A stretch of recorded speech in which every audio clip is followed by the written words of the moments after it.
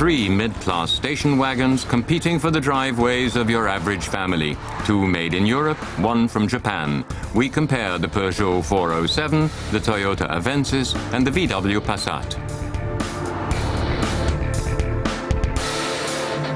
The Peugeot 407 SW comes all dressed up for the party and with a 2.2-litre bi-turbo producing 170 horsepower under the hood. In comparison, the Avensis is a bit dowdy, but it also has a 2.2-litre common rail diesel delivering 177 horsepower.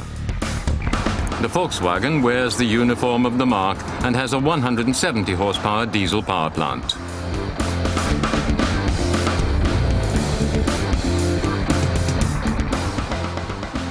But which has the winning strategy? Which can tempt buyers who want not to be immediately presumed to be traveling salesmen or family fathers? The French hope to trump with a top speed of 221 from 170 horses and a relatively decent starting price of €28,050. Toyota's 177 horsepower Avensis claims modest fuel consumption, just 6.2 litres per 100 kilometers, the price tag €28,700. At €30,750, the Passat is the most expensive. It reaches 100 in 8.8 seconds and calls for 6.4 litres of fuel per 100 kilometers.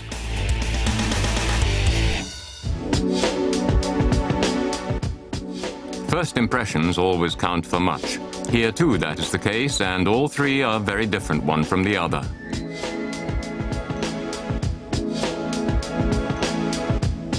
We'll start with Volkswagen's classic, the Passat variant. The first impression is solidity, and closer examination reinforces this. Family-friendly, definitely. 4.77 meters is a decent size, and there's plenty of chrome to give it a noble look.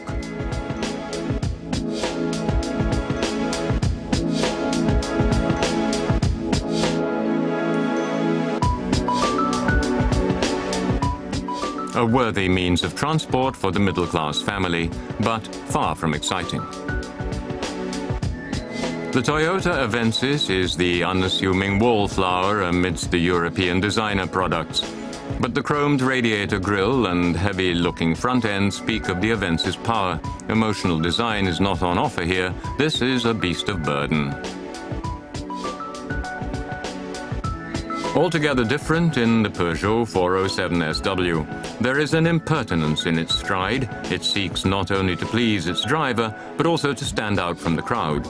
The rear view is also appealing. 4.76 meters long, the French station wagon hides its load area behind a quirky rump. From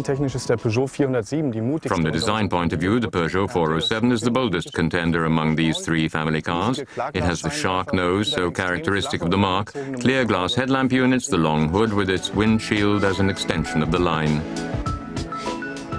Clearly the winner in terms of emotionality of its design, the Peugeot 407. But can the French car deliver what it promises? Performance doesn't depend on good looks. Family cars they may be, but now they need to show what they're capable of. The Avensis, for a start. A good long-distance automobile with a suspension conceived for comfort rather than for sporting character. Cruising on the open highway is preferable to attacking roads rich in curves, where the Avensis suffers from excessive lean. The 177 horsepower engine pushes the Toyota very well, although the clutch is slightly too sensitive. Peugeot hits the road with 170 horsepower, but the bi-turbo diesel promises more than it can deliver. There is perhaps the feeling of fast driving, but the acceleration is not as good as that of the VW or the Toyota. The power is delivered evenly, but without much dynamic. The suspension is firmer than that of the Avensis, but can still be termed comfort-oriented. The driver will hardly notice rough or uneven road surfaces.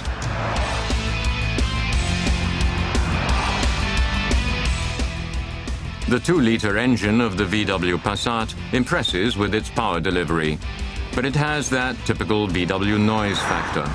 It's a car which is as good for long drives as it is for short everyday trips.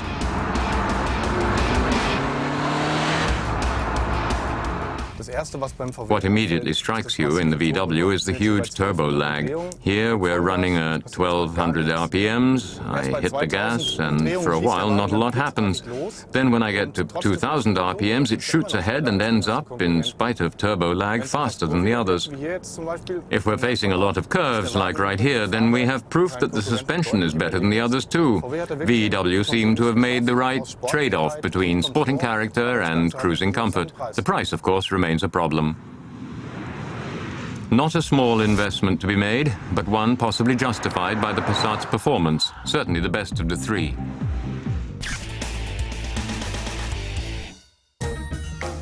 Let's take a look inside. The Passat seems spacious, well appointed. The instrumentation is clear and the central console well planned. Quality materials are used throughout. But the standard model is lacking in many features, all to be found on the long list of costly optional extras. The VW has the largest carrying capacity. The load can be 603 litres in normal configuration, up to 1,730 litres when more is needed. The baggage management system is a useful feature. Toyota goes for mere functionality. There's precious little emotion involved here. Not that comfort is lacking, but fresh and modern, the Avensis is not. The central console in brushed aluminium is a good effort, but dragged down by the old-fashioned display and overwhelming use of black plastic. The controls for the navigation system are strangely placed to the left of the gearshift and are fussy to use.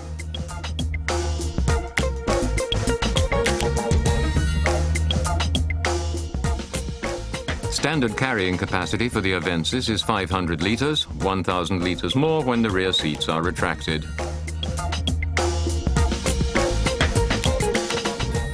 For the 407, the designers have translated the exterior concept for the interior. Lots of light and an interesting mix of materials and textures have real appeal, and the instruments evoke sporty character.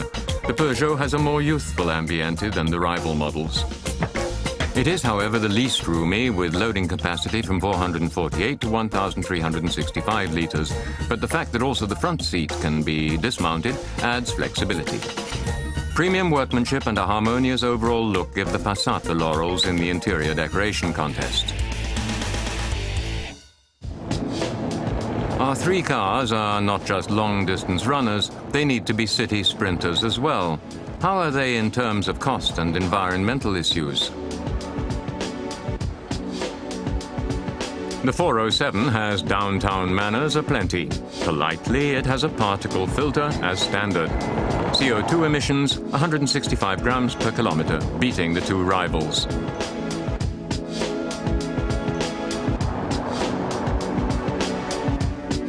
The VW Classic is the loser in matters environmental, mainly because the particle filter is not a standard feature.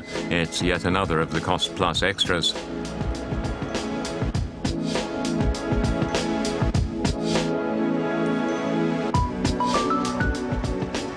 Not Toyota policy at all. The Japanese offer the most complete basic equipment package, including particle filter, without paying an extra cent.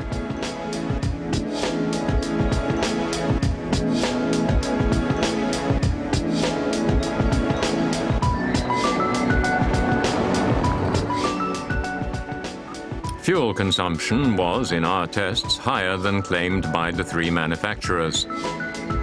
The Passat, 7.6 litres, the Avensis, the same.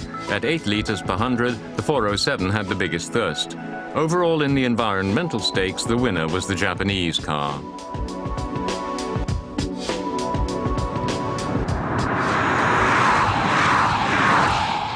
The Toyota is the ugly duckling of our trio. The Passat is a better drive, the Peugeot is better looking.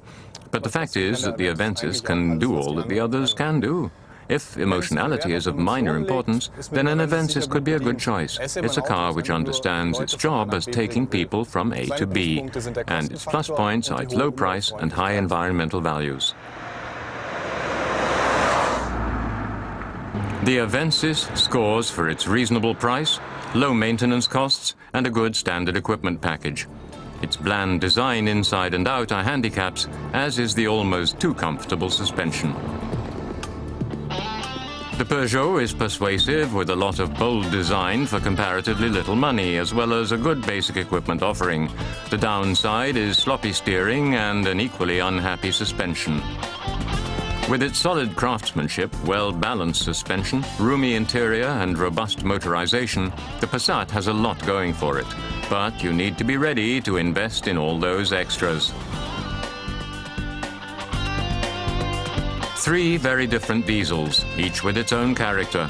But in the end, it must be admitted, a Passat Variant as family station wagon is hard to beat.